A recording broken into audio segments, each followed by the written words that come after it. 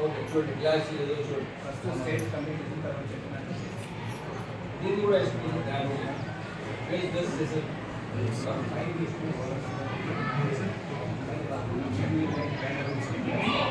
rooms కాదు room పైన వాళ్ళు ఏమడుగుతున్నారంటే పైన స్టేజ్ కాదు పైన యాంగిల్ ఇట్లా వచ్చింది పైన షీట్ వస్తుంది ఏం షీట్ వైట్ షీట్ వస్తుంది లైటింగ్ యథావిధిగా ఉంటాయి బట్ కవర్డ్ ఉంటాయి వర్షం విషయం వస్తుంది